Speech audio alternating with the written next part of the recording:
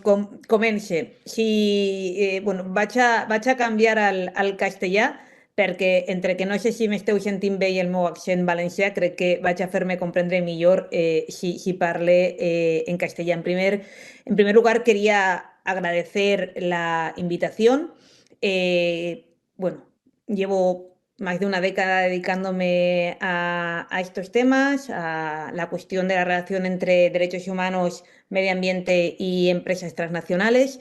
He sido asesora en el gobierno de Ecuador para el Binding Treaty, soy asesora de la campaña global para el Binding Treaty, estoy en la comisión y he redactado junto con otras personas el anteproyecto de ley española de debida diligencia de derechos humanos y empresas, con lo cual la posibilidad de compartir con vosotras esta tarde sobre un tema tan fundamental y en el que creo que el Parlamento ha sido pionero, pues la verdad es que se agradece y espero que todas mis consideraciones pues tengan una utilidad y vea la luz este proyecto que, como digo, es pionero y vaya por delante mi consideración positiva. Al contrario de las opiniones que me han precedido, y esto de ser la última en hablar me permite pues animar el debate y disentir de algunas de las consideraciones, creo que el centro y el texto del centro está completamente enfocado. Más allá de consideraciones técnicas que haré en mi intervención, creo que el enfoque está clarísimo porque tiene en cuenta el problema fundamental. El problema fundamental es un hecho incontrovertido. Existe un aumento constante de las violaciones de derechos humanos cometidas por empresas transnacionales. No estamos hablando de las pymes, no estamos hablando de las empresas que no tienen cadena. El concepto cadena es fundamental y aquí va mi primera cuestión técnica. No aparece el concepto cadena en la ley, pero el concepto de cadena es fundamental. Lo que sabemos en este momento es que el problema de las violaciones de derechos humanos y daños ambientales se deriva fundamentalmente de la actuación de las transnacionales a través de las cadenas globales de valor que concentran una proporción cada vez mayor de comercio mundial y que además siguen creciendo a pesar del pequeño parón en pandemia. El problema de las cadenas es un problema para el derecho. Para el derecho estatal, y estoy hablando de estatal y también evidentemente autonómico, y para el derecho internacional. Nosotras, desde la ciencia jurídica que se dedica en la academia a estas cosas desde el enfoque de los derechos humanos, le llamamos el ángulo muerto del derecho. El derecho internacional no tiene un marco normativo, los principios rectores no son vinculantes, capaz de conseguir que las transnacionales respeten los derechos humanos y el medio ambiente y no utilicen su capacidad de colocar la producción transnacionalizada como ejercicio de dumping, ¿no? Para buscar los mejores estándares o para violar de manera impune los derechos humanos y el ambiente. En el ámbito nacional, lo que tenemos claro es que con respecto de las empresas que únicamente tienen actuación nacional, no hay un problema jurídico en cuanto a norma, hay un problema de aplicación de la norma que tiene otro cauce de solución, que no es el que estamos hablando, pero donde pone un problema para el derecho natural es respecto de las empresas que tienen cadena, es decir, de las empresas transnacionales. Evidentemente, el término empresa transnacional no tiene una traslación jurídica, tanto la OCDE como los propios principios rectores no definen empresa transnacional, se definió en la norma de 2003 y lo que tenemos, por tanto, es este ángulo muerto. En el ámbito nacional no hay norma capaz de sujetar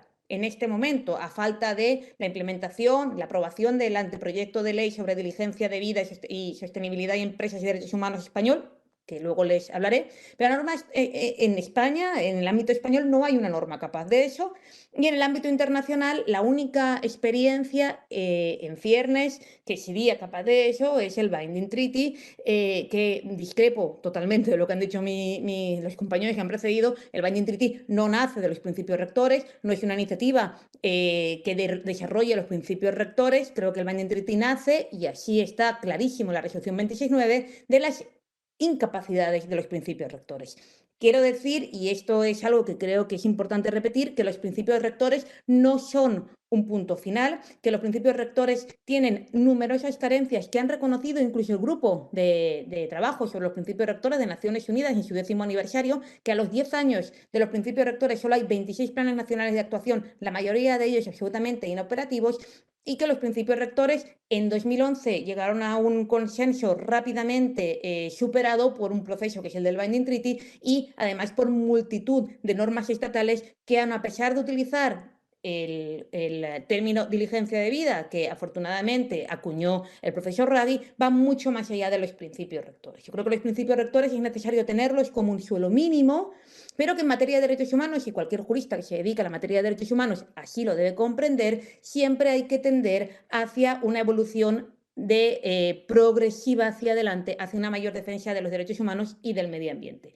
Ante esta situación de ángulo muerto, de incapacidad en el momento del derecho internacional de conseguir un tratado que realmente establezca obligaciones directas para las empresas y que, por tanto, modifique el tradicional concepto de derecho internacional para poder sancionar a las empresas con un centro internacional o con un tribunal internacional, esto no lo tenemos. En el ámbito estatal se está reaccionando, afortunadamente, con las normas llamadas de diligencia debida, que no tienen nada que ver con la transparencia. Una cosa es transparencia. Ahí encontramos la ley de esclavitud moderna del Reino Unido, la de transparencia de California, la de esclavitud moderna, la de Australia. Esas normas no tienen una sanción anudada por falta de comportamiento empresarial en la actuación, sino que se orientan a aumentar la transparencia. Ese no es el objetivo de las normas de diligencia debida, ni afortunadamente el del centro. Esto va mucho más allá. La norma de diligencia debida, cuyo ejemplo es la ley francesa, que está teniendo una aplicación muy interesante, que no se basa en la transparencia, sino que establece medidas, ¿no? Una serie de medidas y una obligación de medios, tampoco de resultado de medios. Esta norma de debida diligencia lo que nos están poniendo encima de la mesa es un camino en medio entre una directa, un establecimiento directo de empresa, de responsabilidades a las empresas por los actos cometidos en el exterior, lo cual conlleva numerosos obstáculos jurídicos que en este momento no se han podido solventar, y la mera voluntariedad, que son los principios rectores, la responsabilidad social empresarial, y todo ello no está llevando a nada. Entonces, el camino de en medio, y así creo que está comúnmente aceptado por la doctrina, es la diligencia, la debida diligencia. La debida diligencia, y ahora entraré en el centro, pero explico esto un poco para contrarrestar también lo que han comentado mis compañeros. Todas las normas de debida diligencia vigentes en este momento, excepto la noruega, se dirigen a las grandes empresas. Ninguna de ellas incluye las pymes. Nunca. Por dos razones fundamentales. La primera, no se desconoce, yo como profesora de Derecho Laboral que les voy a contar, si sé perfectamente cuáles pueden ser los impactos de las pymes en materia de derechos laborales, derechos humanos, etcétera. No se desconoce, ni se discrimina, ni se desentiende de las posibles impactos de las pymes. Evidentemente estos impactos existen. Pero no es el problema que estamos tratando. Para ello tenemos el derecho laboral español, el derecho civil español, el derecho penal español, la inspección de trabajo española y en Francia la francesa, etc. Las pymes no tienen cadena. Y, por tanto, los problemas específicos derivados de la transnacionalización de la producción que se empezaron a combatir en los años 70, especialmente en el 74 con la creación de la primera comisión, son los problemas que estas normas intentan combatir. Y en esa estela se sube el Centro Catalán, que sería la primera institución en el ámbito estatal y a nivel de derecho comparado también que efectivamente asumiera este enfoque del problema, que creo que es el enfoque actualmente aceptado y es el enfoque que nos permite ver esta situación de impunidad e indefensión. La dupla impunidad e indefensión está en el corazón del problema de las actividades de las empresas transnacionales alrededor del mundo. Bien, teniendo por tanto claro que el centro está enfocado, que las normas de debida diligencia a nivel europeo y fundamentalmente la francesa, que está en aplicación desde 2017, y la alemana, que está en aplicación de 1 de 2023, paréntesis, la francesa tiene como ámbito de aplicación 5.000, empresas de 5.000 o de 10.000, la alemana 3.000, hasta dentro de un año baje a 1.000. En este momento entra la Unión Europea con una directiva que no es algo inminente, pese a lo que se ha podido comentar, ni tampoco es un texto que me pueda, o a la doctrina que trabajamos esto desde el enfoque de los derechos humanos, no nos satisface, tampoco satisface a la mayoría del Parlamento Europeo, tampoco satisface a la mayoría de ONGs que tratan el tema, porque es una directiva más orientada a poner un techo de actuación para evitar que las normas estatales fracción en el mercado interior que una protección efectiva de los derechos humanos. Podríamos criticar largamente la directiva, pero lo que es cierto es que existe ya un informe del Parlamento que está siendo en estos momentos enmendado y aprobado, pero que es muy interesante, cuyo informe disiente del borrador presentado por la Comisión en cuestiones fundamentales como el ámbito de aplicación, los bienes jurídicos protegidos, la responsabilidad civil, que está sostenido por el partido, por el S&D, ¿no? Por los socialistas europeos, por toda la izquierda, por los verdes, etcétera, etcétera, etcétera, y por otros partidos no tan afines, en contra de una propuesta de la Comisión y una propuesta del Consejo que en estos momentos se queda bastante corta. Y es curioso cómo se está evidenciando que países como Francia, que tiene una ley avanzada, en Europa están adoptando una postura más conservadora, probablemente también por la presión de las grandes empresas europeas. Pero la directiva solamente se aplicaría a empresas no grandes, muy grandes. Es decir, la directiva, y esto es algo que se ha dicho desde los primeros análisis de la propia comisión, la directiva se aplica a empresas grandes porque, y ahí viene el segundo argumento respecto de las pymes están dentro de la cadena. Evidentemente, coincido con la opinión que me ha precedido, las pymes van a tener que modificar en cierta manera su actitud cuando están dentro de la cadena de una transnacional. Y en ese sentido creo que es fundamental las actuaciones de fomento y de apoyo para que las pymes se puedan adecuar, amoldar y puedan cumplir con los requisitos que se les establece por estar dentro de una cadena. Pero eso no quiere decir que las pymes tengan que entrar en el ámbito subjetivo de la norma y en este caso del centro, sino que van a estar dentro de las cadenas y por tanto cualquier apoyo creo fundamentalmente que tiene que ir dirigido a las pymes. No nos engañan, o sea, lo que está claro es que si miramos las empresas, perdón, si miramos las empresas que existen ahora mismo en el ámbito del Estado español, que es donde tengo los datos, de los casi 3 millones de empresas existentes, solamente 5.000 tienen más de 250 personas asalariadas. La gran mayoría 1.600 son unipersonales. Es más o menos equiparable, no hay grandes diferencias entre los datos globales y Cataluña. Teniendo esto claro, creo que el objetivo fundamental son estas grandes empresas. Bien, digamos que como introducción quería dejar sentadas estas cuestiones para defender el enfoque del centro catalán. Defender también la no mención de los principios rectores, no habría problema en mencionarlos, pero creo que es una opción perfectamente compatible. Se menciona y se ha mencionado el proceso del Binding Treaty, pero creo sinceramente que en estos momentos, con 26 planes nacionales aprobados y la mayoría muy carentes de contenido, los principios rectores son una referencia que no es necesaria porque tampoco es hard law. Además, podrían pensarse introducidos en una mención general del derecho internacional de los derechos humanos. Bien, tenemos, por tanto, un derecho internacional que necesita avanzar, creo, en el proceso del Binding Treaty, un derecho comparado que nos da esa imagen de normas de diligencia debida importantísimas, la francesa, la alemana, la holandesa en ciernes, la noruega, un ámbito estatal donde hay una ley española que en estos momentos está en fase de borrador de anteproyecto, respecto de la cual si quieren les doy detalles porque he sido una de las redactoras, y entramos en la propuesta, que es para lo que me han traído aquí, la propuesta del Centro Catalán. Creo que la exposición de motivos evidencia que el Parlamento ha detectado muy bien los problemas, que la resolución del 2016 además fue un espaldarazo al proceso del Binding Treaty, que la voluntad de establecer un centro es absolutamente de vanguardia, que no existe algo similar en el panorama comparado y que con este centro Cataluña se va a poner a la vanguardia de algo absolutamente necesario para nuestros tiempos, que es la necesidad de repensar las categorías jurídicas relativas al control de la actividad empresarial. Y en ese sentido, me parece que es adecuada la estructura, pero yo tengo una serie de consideraciones que por favor tómenlas como consideraciones técnicas para una mejora del funcionamiento de la entidad, que irían relacionadas sobre todo con el artículo 2 y con el artículo 3. Con respecto a varias cuestiones, en primer lugar, los bienes jurídicos protegidos, a los cuales yo añadiría en todo caso y siempre medio ambiente, con el alcance que precisaría y hablaría de cadenas, aunque estoy de acuerdo con el alcance de las grandes, hablaría de la cadena y nunca de suministro, que es un concepto ya superado, sino cadena de valor. Los propios principios rectores ya utilizan cadena de valor, la OIT actualmente ya utiliza cadena de valor. pero creo que hay cuestiones que podrían ajustarse, tanto en el contenido del artículo 2 y del artículo 3 como de una reorganización del articulado para dar una mejor claridad y quizá pulir esa técnica jurídica que al final nos permite siempre un mejor funcionamiento de la normativa. En el artículo 2 me generan...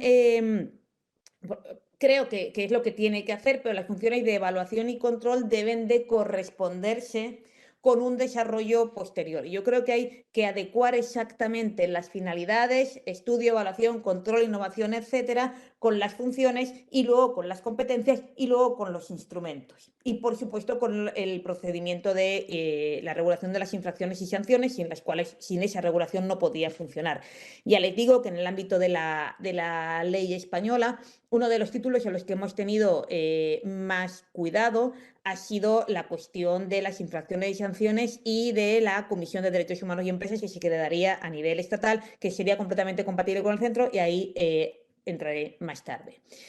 En el artículo 3 voy a enumerar cuáles son las cuestiones que yo perfilaría, detallaría, etcétera. La primera es el apartado A, y ahí determinar el ámbito de aplicación, porque se deja realmente con poca determinación. Actividades exteriores de empresas que operan en Cataluña. Bueno, la mayoría de normas lo que han utilizado es una manera amplia de decir, de determinar el ámbito subjetivo, que son las empresas, las grandes empresas que operen y que tengan domicilio social o, a falta de domicilio social, algún otro criterio. Pero sí que creo que es importante dar un criterio claro de enganche a Cataluña para otorgar claridad jurídica, por supuesto, también a las empresas y a las organizaciones que quieran dedicarse, por ejemplo, a investigar a determinadas empresas y a exigir que determinadas empresas cumplan las indicaciones o entren dentro del ámbito de aplicación del centro, tenemos que tener una mayor claridad.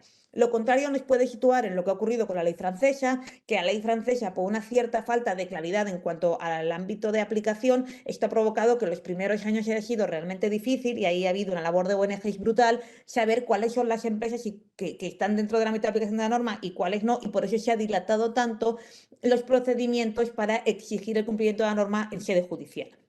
La siguiente, el apartado B, es especialmente problemático porque junta funciones y procedimiento. Creo que a partir del primer punto es procedimiento, y el procedimiento requiere un artículo aparte y bastante más detallado. Tengan en cuenta que además estamos juntando procedimiento con regulación de infracciones y sanciones. Y esto quizá creo que a nivel jurídico es lo que hay que separar, detallar y reorganizar, porque además de alguna manera pues se solapa con la letra C, que es el procedimiento sancionador en sí mismo, que no debería de ir, en todo caso, dentro de las funciones. Entonces, yo ahí también sacaría toda la letra C, más allá de que dentro de las competencias del centro esté la sanción, según el procedimiento establecido en la presente norma, en el artículo X. Entonces, vamos a otro artículo. El apartado D habla de garantizar y no acabo de encontrar los instrumentos, con lo cual ahí podríamos detallar un poco más qué instrumentos y cómo vamos a conseguir esa garantía.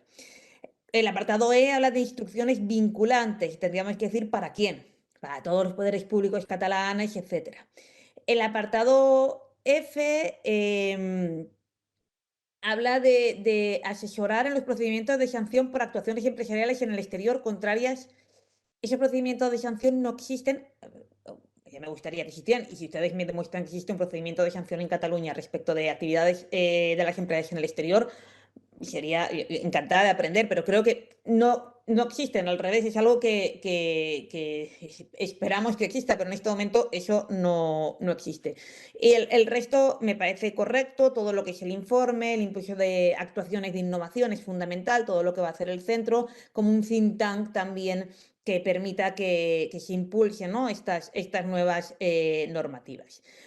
También creo que es interesante, y se me olvidó decirlo al principio, en la exposición de motivos, un detalle competencial para evitar posibles problemas, ¿no?, de carácter, de conflicto de competencias con el ámbito estatal. Más allá de esto, sencillamente y para acabar, quiero resaltar que la ley catalana y el centro son perfectamente compatibles con lo que teníamos en mente cuando redactamos el anteproyecto y con el resultado. Porque realmente cuando redactamos el anteproyecto, las personas que estuvimos en esa mini comisión de redacción y las personas que han estado en el comité más amplio, todas conocíamos el proyecto catalán. Algunas de las personas, afortunadamente, han sido activistas. Voy a abrir un paréntesis. No creo que las empresas tengan nada que ver en esto. Creo que a las empresas y a las pymes hay que apoyarlas. Pero creo que cuando estamos valorando la sanción a agentes que violan derechos humanos y ambiente, hay que dar la palabra en el procedimiento, no en la valoración ex ante ni en la elaboración de las normas. Porque además, desde un punto de vista fundamental, creo que las empresas no tienen derechos de participación política. Y tal como lo creo, se lo digo, no hay un derecho de participación política, para eso están los procedimientos de lobby, etcétera, pero en un procedimiento como este, donde lo que se trata es de hacer una justicia histórica protegiendo a las víctimas de derechos y al medio ambiente frente a las actividades empresariales que las vulneran o las violan, pues creo que no es necesario introducir a las empresas en el centro, pero por supuesto sí muy de acuerdo con todo el nivel de fomento, etcétera. Bien, ya para cerrar, la compatibilidad con el anteproyecto, con el borrador de anteproyecto, creo que es total. Ambos surgen de una misma idea, una misma iniciativa que evidencia el grado de contacto, ¿no?, de las entidades sociales y creo que impulso político que nos lleva hasta aquí, que el objetivo último es común, que la ley española, por una cuestión de competencias, es muy amplia, porque además conlleva modificación de normas que solamente puede modificarse desde el punto de vista de una ley estatal, las leyes procesales y el Código Civil en lo tocante a daños. Entonces, esto requiere una ley estatal que tiene un carácter más amplio porque sí que impone obligaciones impone la diligencia de vida y también otro tipo de actuaciones de mejora del acceso a la justicia. Entonces, el carácter más amplio de la ley española deriva de que es una ley de diligencia de vida y acceso a la justicia, etcétera, pero esto no implica que no deba haber una total sintonía y una perfecta posibilidad de que la Comisión de Derechos Humanos y Empresas, que se prevé en la ley española y que se prevé también como una entidad pública que exactamente se prevé como Autoridad Nacional Supervisora de Naturaleza Administrativa Independiente con personalidad jurídica propia y plena capacidad. Es muy parecido a lo que pensamos con el centro. Tiene algunas funciones más derivadas de una regulación mayor, pero que también es una cuestión que creo que podrían ¿no?, hacerse en paralelo desde el centro en su gran mayoría. Además, tengo muy claro, ¿no?, que el Estatut reconéis, bueno, en su artículo 152, esta competencia respecto a la ordenación de actividad económica y que además, si así lo considerara la norma catalana, pues podrían entrar por ahí aumentando.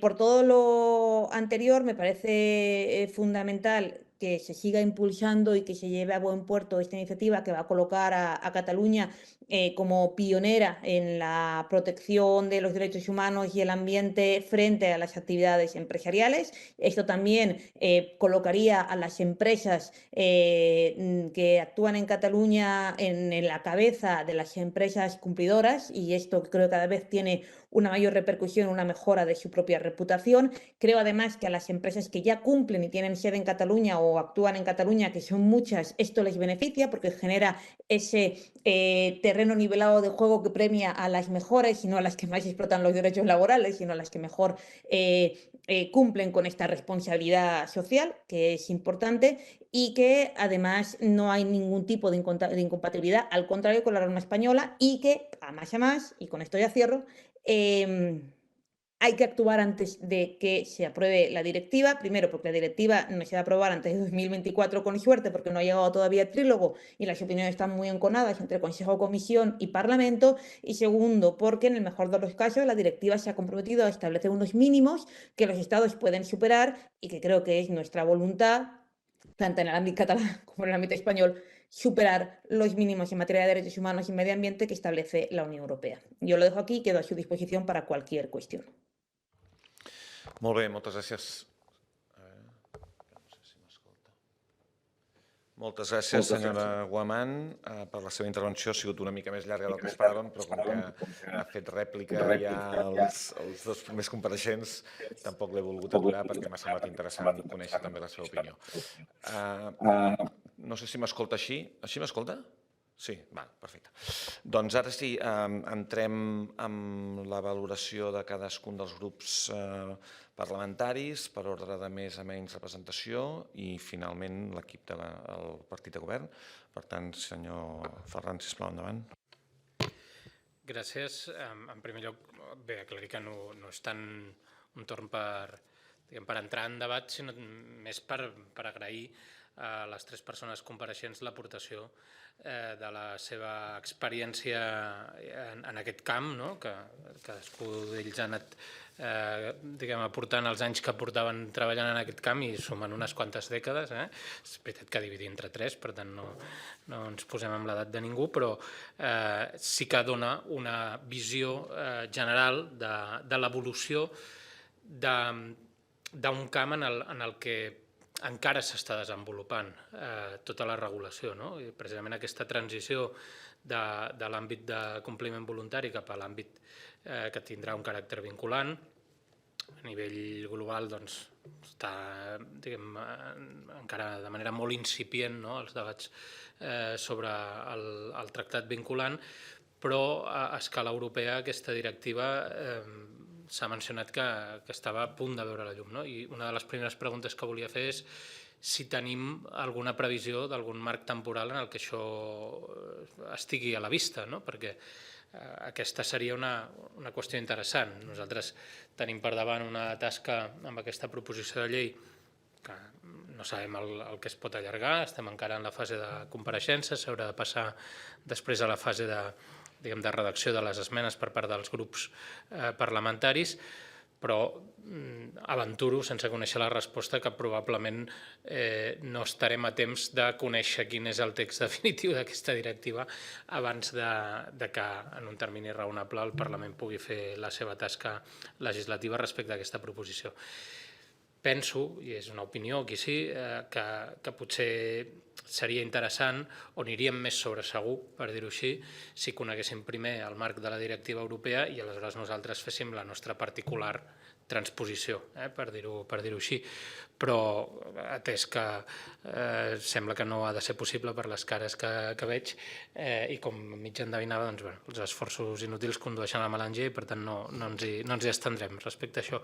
Però sí que respecte a la directiva se'n coneixen amb més detall que nosaltres els treballs i es pot avançar alguna informació respecte a les grans línies, les grans pautes, doncs pot ser del nostre interès i si no és possible fer-ho ara, doncs si ens poguessin traslladar la informació de la que disposessin, a banda de l'esforç que farem de documentar-nos, doncs serà molt d'agrair per veure, per dir-ho en termes col·loquials, per on van els tiros i saber si estem més o menys alineats, perquè al marge de la discussió, diguem, a la que hem assistit entre les pròpies persones compareixents, el meu grup parlamentari sí que considera que seria bo que la llei que féssim aquí, i òbviament també, i dono per suposat que aquesta és la intenció, la que pugui existir a escala estatal, que està encara també en una fase molt incipient, d'esborrany d'avantprojecte,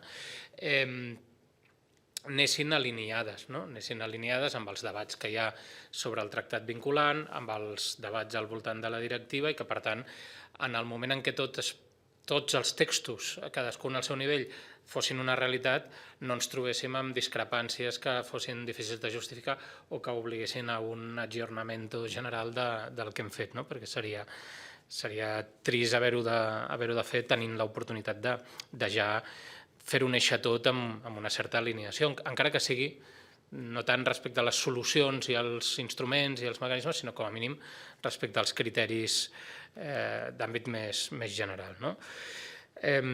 Després, respecte a la consideració que es feia de no oblidar-nos del marc d'actuació de les empreses aquí, la pregunta que tenia, però en part ha estat resposta per la darrera de les persones que ha comparegut, és si consideraven els dos primers compareixents que en l'àmbit, local, en l'àmbit, europeu, estatal, català, no hi ha ja, lleis en el nostre ordenament i instruments de fiscalització, d'intervenció, instruments, de regulació també, suficients com per garantir el respecte a uns drets humans que la Constitució i l'Estatut s'hi adhereixen i que en principi el conjunt del nostre ordenament està pensat per emparar i per protegir, també en l'àmbit, òbviament, laboral i per tant amb tots els impactes que pugui tenir això. Després m'ha semblat interessant la consideració que es feia respecte a la dificultat perquè s'havia comentat en alguna de les compareixences anteriors, donar lloc a algun tipus de reconeixement, sigui en forma de segell de qualitat, sigui qualsevol altra fórmula, que intenti oferir una garantia de respecte als drets humans, perquè certament crec que ni per les competències probablement del propi centre, ni sobretot per la dimensió que pugui tenir, capacitats i personal inclús que pugui tenir, em sembla que queda fora del que podria arribar a fer amb uns mínims estàndards de garantia que no convertissin en contraproduent fins i tot l'existència d'aquest segell. Finalment, en relació a l'alineament, d'aquest centre o a la inscripció d'aquest centre en institucions ja existents.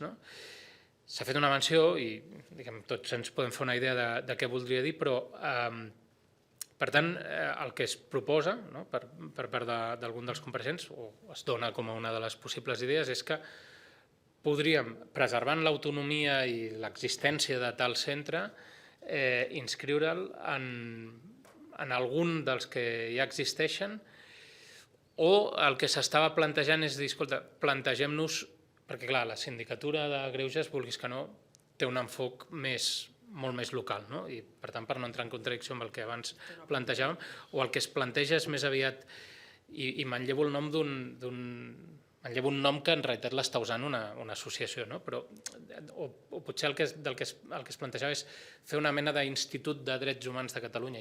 Ja manllevo el nom d'una associació, espero que no m'ho tinguin en compte, però per assimilar-se a aquests instituts alemany o danès que existeixen i que tenen com una pota de les seves actuacions aquesta relativa a l'empresa i drets humans. O més aviat ho veia situat en algun dels que ja existeixen i no reformulant el conjunt de les institucions o dels instruments que ja tenim en l'àmbit català. A grans trets crec que era això el que volia preguntar o traslladar per demanar un cert aprofundiment o alguns aclariments, però reitero l'agraïment pel conjunt de les tres compareixences que crec que han estat de gran interès i una molt bona aportació a les tasques d'aquesta ponència. Gràcies. Doncs moltes gràcies. Ara és el torn de Junts per Catalunya, per tant faig jo la intervenció. Bé, també iniciar per l'agraïment als tres compareixents fins al moment a la sessió d'avui per les seves aportacions. Com deia el company del PSC, tots tres aporten molta experiència, el que passa és que potser arriben a conclusions diferents o almenys jo he vist, no dic dos posicionaments, perquè segur que hi ha coses que ja s'ha vist que també conflueixen, però sí que és com que ens estan plantejant dos models diferents i ens va bé que en una sessió compareixin els dos, perquè si no n'escoltem uns i al cap d'un mes escoltem els altres i posar-ho avui així, no dic en confrontació, però els dos models crec que és important. Clar, aquí les preguntes que a mi em sorgeixen un cop escoltat els tres intervenents és realment hem de fer una cosa d'àmbit català o d'àmbit internacional o català internacional. Bé, jo pel que he escoltat és una qüestió molt important a fer-nos. És a dir, crec que la comparació amb models de països que normalment considerem avançats, com Dinamarca o Alemanya, és important. I, per tant, jo el model espanyol en general, amb moltes coses no hi estic d'acord. Amb la versió de la repressió o del control. Per tant, jo prefereixo un model que intenti ajudar a solucionar els problemes i no a reprimir quan ja s'ha produït el problema. Per tant, crec que són dos models en aquest sentit que no són purs, però que jo tendeixo a anar més amb un model basat en això, en el suport.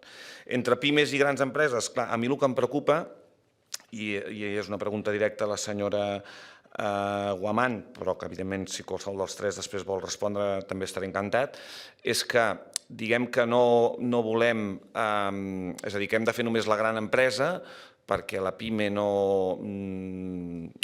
m'ha semblat entendre que no fa les coses malament amb drets humans, quan suposo que també n'hi deu haver algunes, però per altra banda tots sabem que la gran empresa és molt difícil de controlar, és molt més difícil de controlar, i més quan parlem de cadenes globals. Qui som nosaltres per controlar el que fa una empresa, sigui de matriu catalana o d'un altre país, però que té presència a Catalunya, però que fa no sé què a l'altra punta de món? És a dir, qui som nosaltres per controlar una cosa així? Per tant, a nivell teòric seria maco que ho poguéssim fer, però tampoc sé si tenim ni la potestat ni l'autoritat per fer-ho. Per tant, jo crec que prou faríem si ens restringíssim a l'àmbit nacional, és a dir, Catalunya, perquè és la nostra responsabilitat que a Catalunya les coses es facin bé. Més enllà de Catalunya, home, si podem fer-ho, d'acord, però és que crec que és en el plano teòric que ho podem fer. En el plano real jo crec que no ho podrem fer. Més quan les sancions, tots sabem que aquesta llei no preveu sancions pel mal comportament amb drets humans, sinó per la manca de col·laboració amb el centre. Per tant, tampoc aquí, i les sancions tampoc són sancions, entre cometes, que cap gran empresa pugui veure's coartada pel volum de les sancions. Per tant, insisteixo, un pla teòric pot ser una cosa, en el plànol real crec que és molt diferent. També hi ha hagut dues maneres de veure si el món empresarial hi ha d'estar representat o no hi ha estat representat. El senyor Vives em sembla que ha sigut que ha dit una cosa molt clara, i és si el text que mantenim és el que hem proposat, tindrem el sector empresarial en contra, que és el que hem vist a les compareixences que hem tingut fins ara. I el sector empresarial, de per se, no vol fer les coses malament, vol que l'ajudem a fer les coses bé. Per tant, si ja hem fet un text que ja, amb aquest text ja el posem en contra, doncs ja no comencem bé. Llavors hem d'aconseguir un text que el sector empresarial el vegi bé i el vegi que l'ajuda, que l'obliga, però que l'ajuda a fer les coses millor.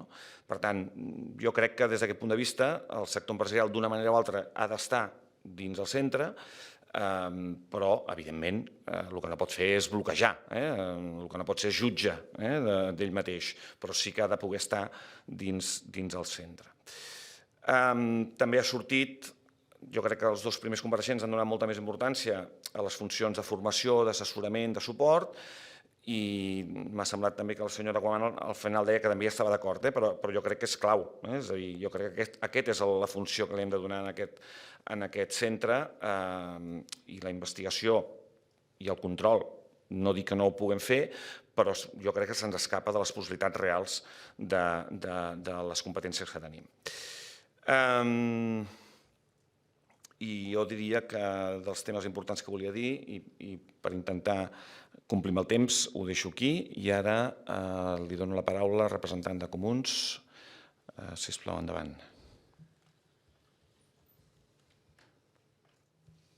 D'acord, moltes gràcies. Gràcies també als tres compareixents per les diferents aportacions realitzades.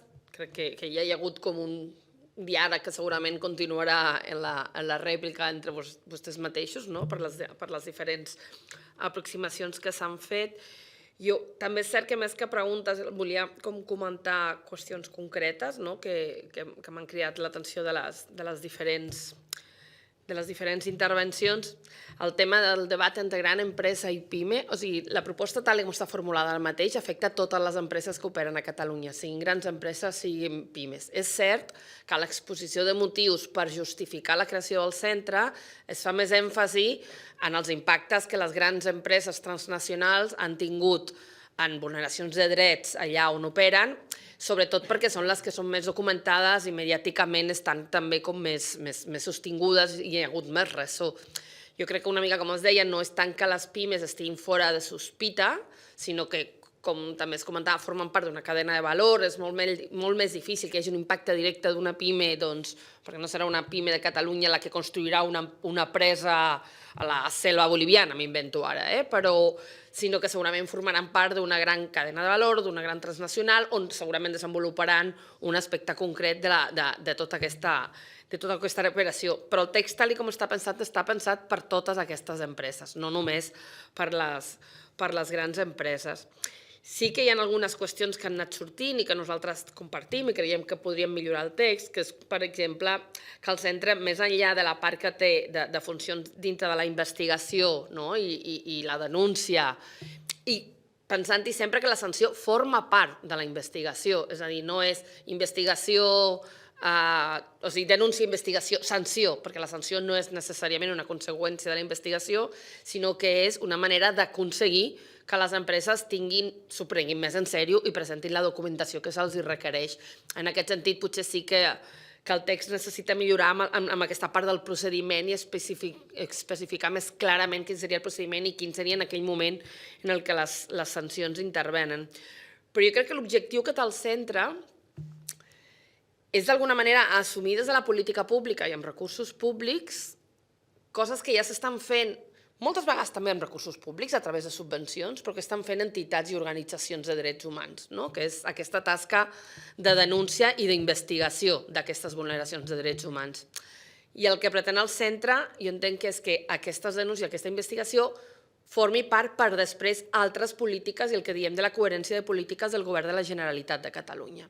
Perquè s'ha parlat de l'estratègia d'acció d'empresa i drets humans, però que jo sàpiga que aquesta estratègia va ser un document que no s'ha aprovat mai. No està aprovat. Per tant, en realitat, és un bon document que va servir per generar un debat, però justament la proposta de creació del centre és una resposta al fet que no hi ha hagut passos per part del govern per aprovar aquesta estratègia. Per tant, entre un document que està molt bé i que sí que podem consultar i moltes coses, i molts anys esperant que aquest document s'aprovi i que es desenvolupi i que se li posin recursos i que es facin les polítiques que diu aquest document que s'ha de fer i que no s'hagi fet res, hi ha una iniciativa de la societat civil per com a mínim començar amb la part del Centre d'Empresa i Drets Humans, d'acord? Que segurament és una de les parts de l'estratègia, no l'única. Una altra qüestió important és la relació que hauria de tenir el Centre d'Empresa i Drets Humans amb altres àmbits del Govern de la Generalitat de Catalunya. Nosaltres estem d'acord que ha d'haver una relació clara, per exemple, amb Acció, dintre del Departament d'Empresa, i és una cosa que hem vist també en diferents compareixences, perquè, clar, jo no sé si és tant que hagi de ser el Centre d'Empresa i Drets Humans el que hagi de fer la formació a les empreses o el que ha de garantir que Acció la faci. Perquè, clar, Acció és qui té, en realitat, la potestat d'afavorir la internacionalització de l'empresa catalana. Per tant, dintre d'aquesta internacionalització, a banda de parlar sobre tractats de lliure comerç i excepcions aduaneres i, no sé, marc jurídic per la inversió jo què sé, m'invento, doncs a Bolívia, parli també de possibles vulneracions de drets humans a Bolívia, impactes que puguin tenir les actuacions a Bolívia, que el fet que invertir a Israel hi ha un conflicte i que segons quines inversions entren en conflicte amb resolucions de Nacions Unides sobre els assentaments il·legals.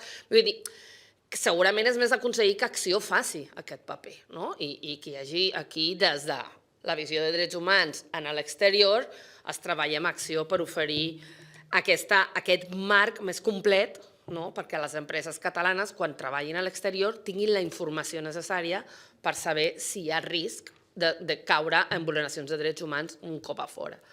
Crec que és important destacar, jo no crec que en cap moment el Centre d'Empresa i Drets Humans pretengui dir-los als països on operen aquestes empreses què és el que han de fer amb les seves lleis.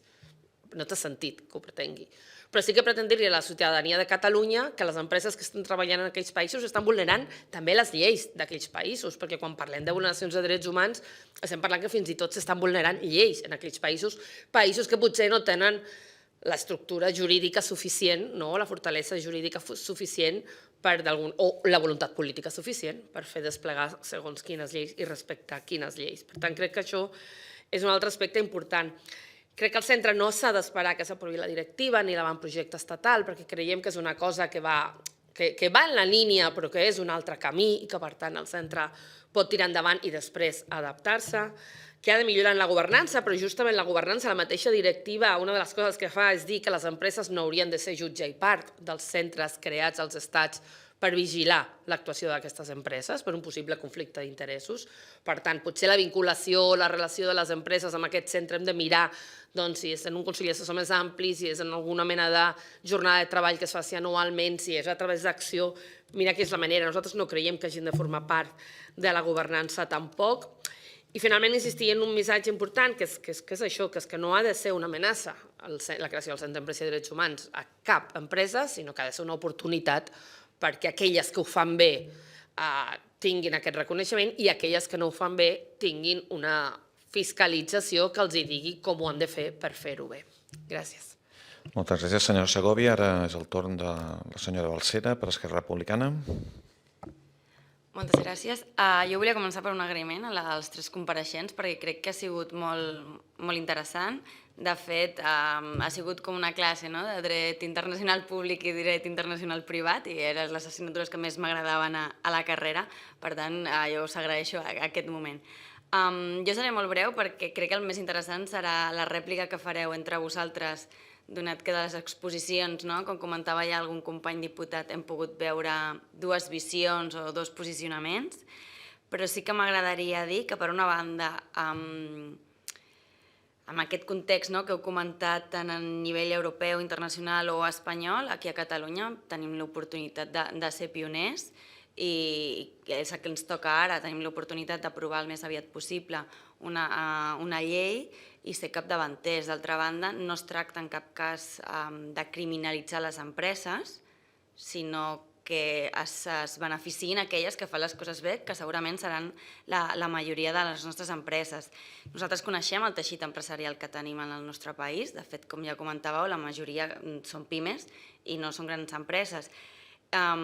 Sí que volem que aquest text hi siguin partícipes i totes les empreses que han vingut aquí, les associacions d'empresa ja ho hem dit, també han de sentir que aquest text és una mica seu, perquè al final serà més fàcil d'aplicar un cop s'aprovi. No es tracta de que, perquè cap empresa voldrà ser assenyalada com a vulneradora de drets humans, però jo crec que una cosa és que les empreses hi formin part durant aquest debat parlamentari, que així ha estat, i que el text que surti no sigui incòmode per a elles, i una altra qüestió és si les empreses han de formar part dels òrgans de govern, que aquí també hem vist una posició diferent entre els 3 compareixents. Sobre el text, jo crec que ara tenim l'oportunitat de definir conceptes. Sí que és cert que a nivell jurídic potser hi ha alguns conceptes que no estan bé determinats i que podríem tenir un problema de competencial sobre quines empreses estan sotmeses i quines no, i jo crec que aquí precisament el tràmit parlamentari és enriquir aquest text i que sigui viable i eficaç un cop s'aprovi, que és el que estem fent. Per tant, també m'ha agradat que les 3 visions també anaven amb la mirada més amb la promoció, segurament que no en la sanció a les empreses, sinó anem a fer una tasca de formació, de promoció, de prevenció i no només una sanció, no només una fiscalitzar. I ara jo deixaré la paraula perquè tinc moltes ganes d'escoltar la rèplica entre vosaltres. Gràcies. Doncs moltes gràcies, senyora Balsera. No anem gairebé de temps, però els donarem 5 minuts. Intentin, si poden, ajustar-se, els 5 minuts cada un.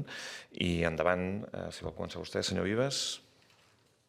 Jo em centraré en algunes qüestions més específiques. Jo sé que potser tu, Maria, per temes tens més experiència i més insight del que passa a nivell europeu. Vagi per endavant que el meu propi bagatge, jo no vinc del camp del dret ni del dret internacional, jo vinc del camp de la gestió, jo vinc del camp de l'ètica de negocis i d'aquí potser explica també algunes de les divergències, tot i que també moltíssimes en comú, amb la professora Guaman.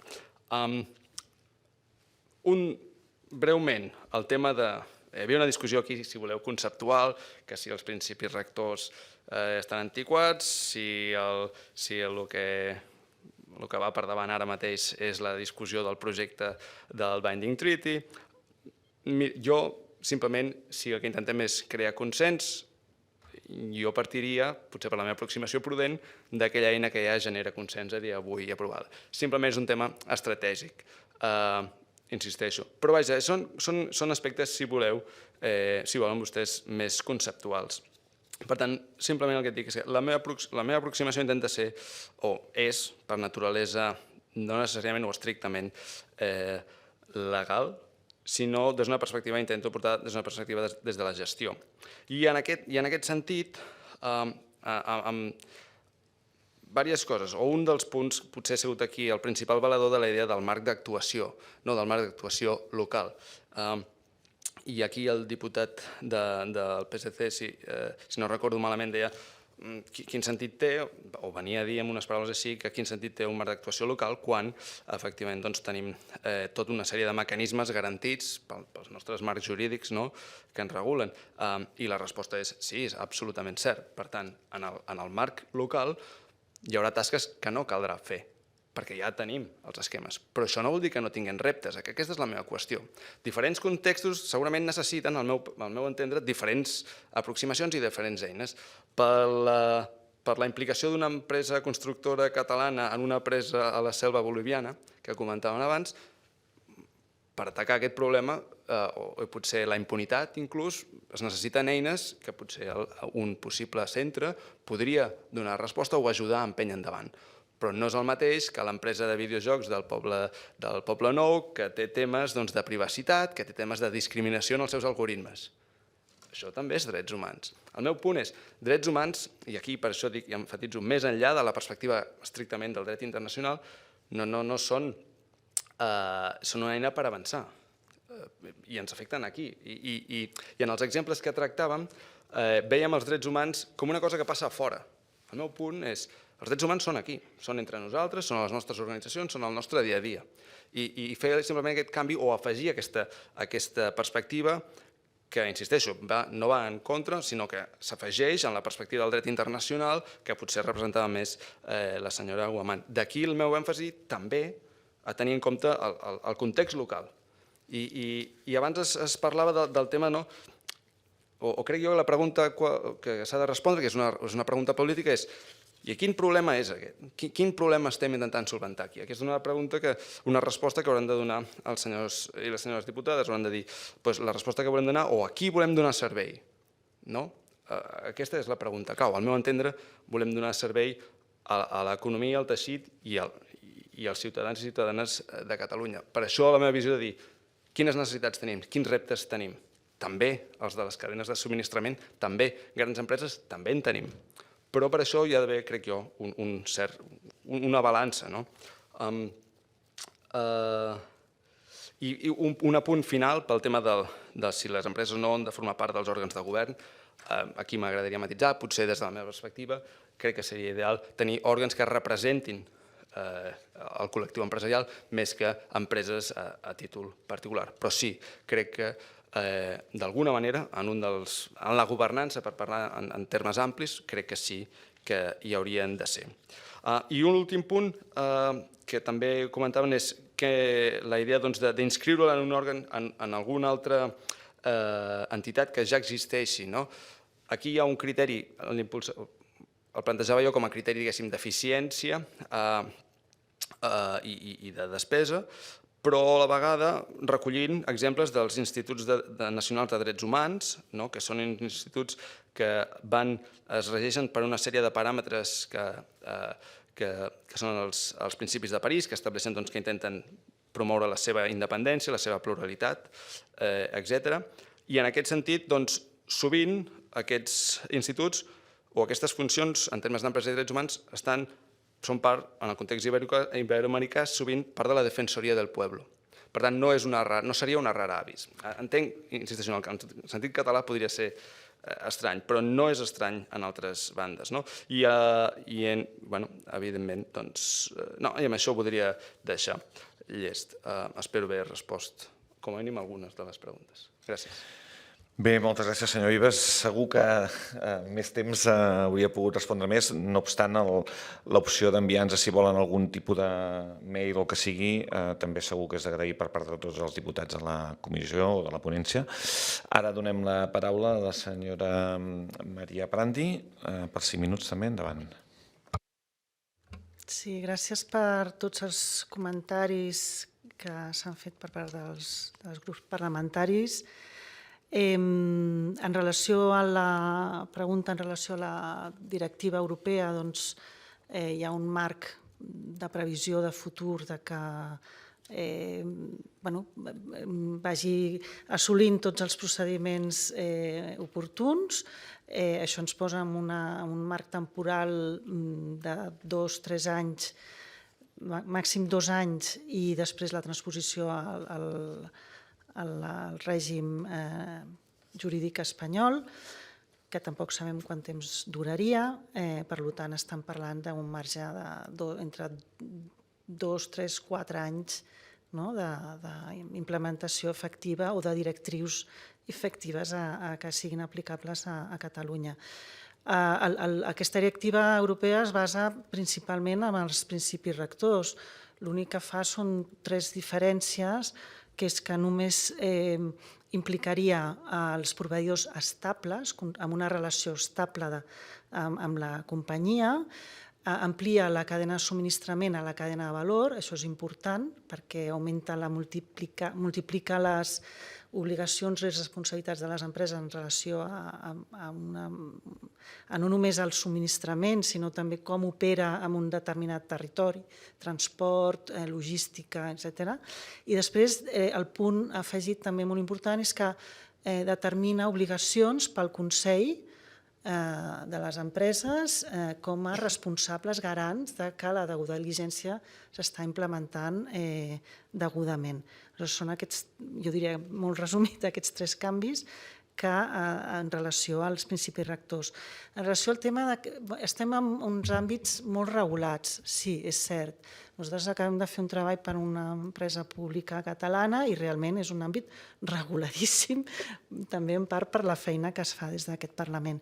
El que passa és que hi ha temes, com molt bé apuntava el Jordi Vives, que estan en desenvolupament, és a dir, tot el tema de drets digitals, de reconeixement facial, tots aquests impactes que estem preveient a futur en relació a drets a la privacitat, a la llibertat, al nom de la persona, a l'honor, etc.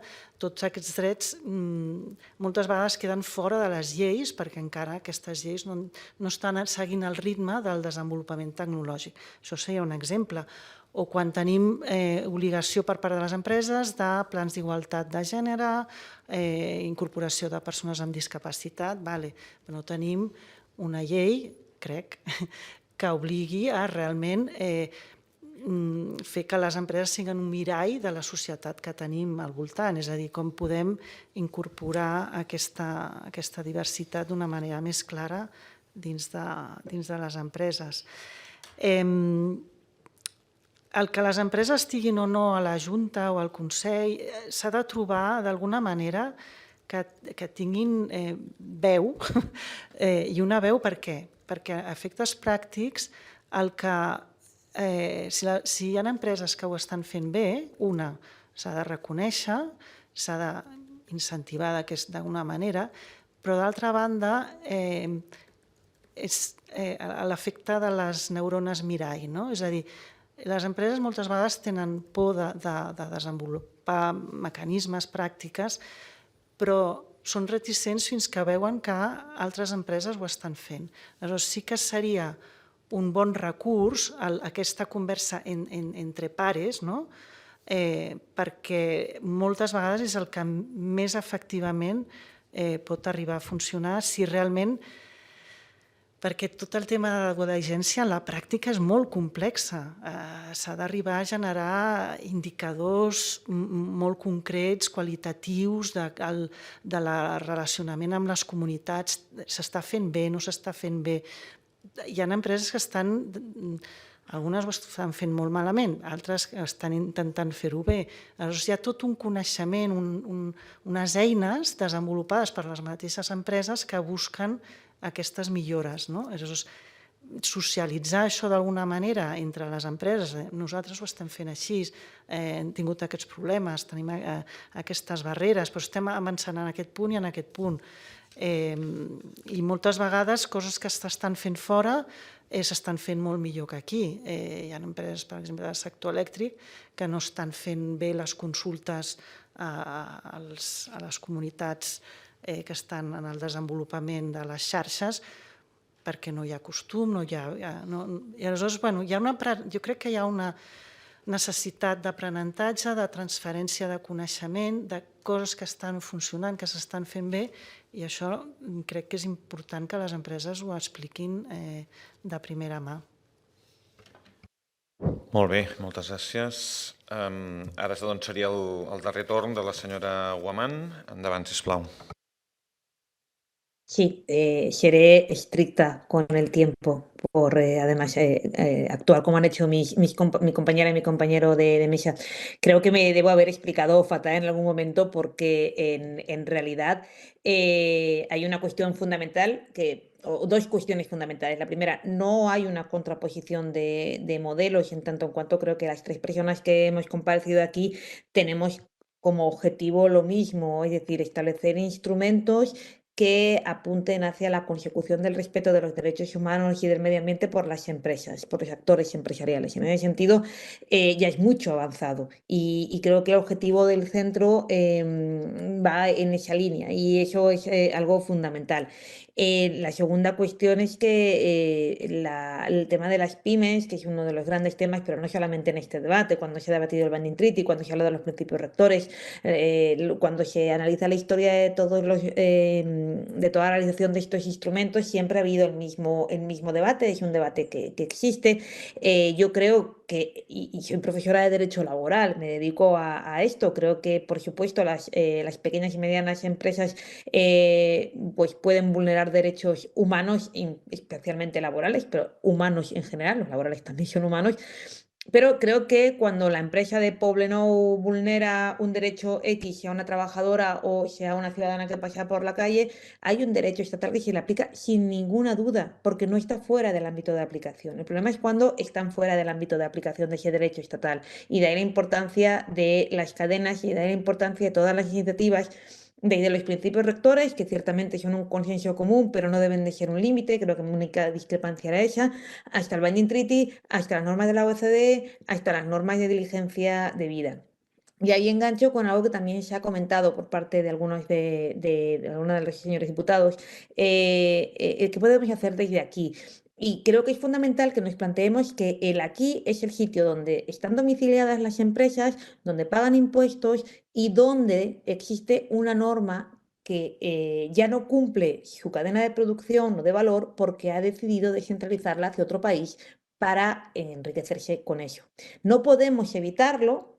Dejo de mí pensar en intentar coartar esa libertad de empresa, pero sí que podemos indicarle a esa empresa que si está situada en nuestro territorio debe garantizar que controla su cadena. Y ese control de la cadena es precisamente la voluntad de la norma de diligencia debida. El centro no es una norma de diligencia debida, es un instrumento para fomentar el análisis, el estudio, las buenas prácticas y también controlar, investigar y en su caso sancionar. Pero el concepto global va en ese camino. Nosotras, la antigua máxima de piensa global y actúa local, tenemos que ser primero solidarias y no solamente ser solidarias, también pensar en nuestro tejido productivo.